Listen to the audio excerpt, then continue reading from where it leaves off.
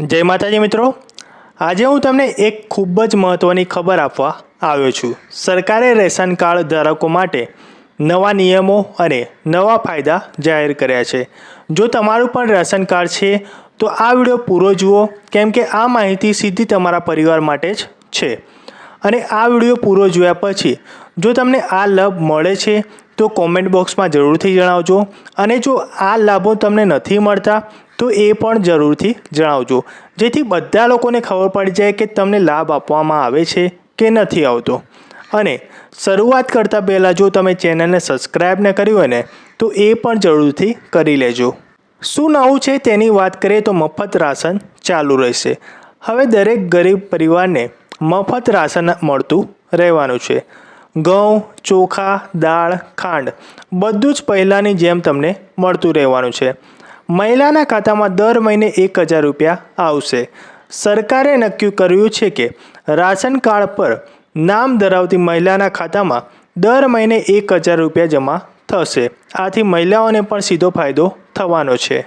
ઈ-કેવાયસી પણ ફરજિયાત બનાવી દીધું છે। જો તમારું ઈ-કેવાયસી થયું નથી તો તરત જ કરાવી લો। ઈ-કેવાયસી વગર તમારું કાર્ડ બંધ થઈ શકે છે। તમારે આધાર કાર્ડ, રાશન કાર્ડ અને બેંક પાસબુક લઈને નજીકની દુકાને અથવા CSC સેન્ટર પર જવાનું છે અને ત્યાં ઈ-કેવાયસી કરાવી લેવાનું છે।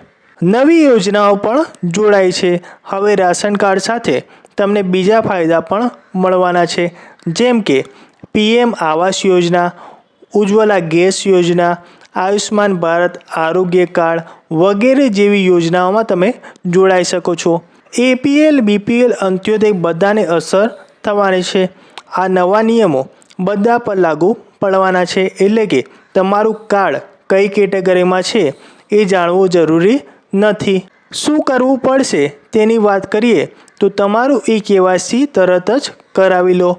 જો તમારું કાર્ડમાં નામ જોડાવવું કે હટાવવું હોય તો તે પ્રક્રિયા પણ હવે સરળ બનાવી દેવામાં આવી છે। તમારું કાર્ડ સક્રિય છે કે નહીં એ ચેક કરવું જરૂરી છે। તો મિત્રો 2025થી રાશન કાર્ડના નવા નિયમો મુજબ મફત રાશન ચાલુ રહેશે। મહિલાના ખાતામાં દર મહિને 1000 રૂપિયા આવશે। ઈ-કેવાયસી કરાવવું ફરજિયાત બની ગયું છે અને રાશન કાર્ડ સાથે અન્ય સરકારી યોજનાઓ પણ મળવાની છે। જો તમને આ માહિતી કામની લાગી હોય તો વિડીયો જરૂરથી શેર કરો, તેથી તમારા સગા મિત્રોને પણ આ નવા નિયમો વિશે ખબર પડી જાય। તો મિત્રો, તમને આ વિડીયો ગમ્યો હોય તો લાઈક કરી દો, અને શું ખરેખર તમને આ લાભો આપવામાં આવે છે એ કોમેન્ટ બોક્સમાં જરૂરથી જણાવજો। અને તમે ચેનલને સબસ્ક્રાઈબ ન કરી હોય ને તો એ પણ જરૂરથી કરી લેજો।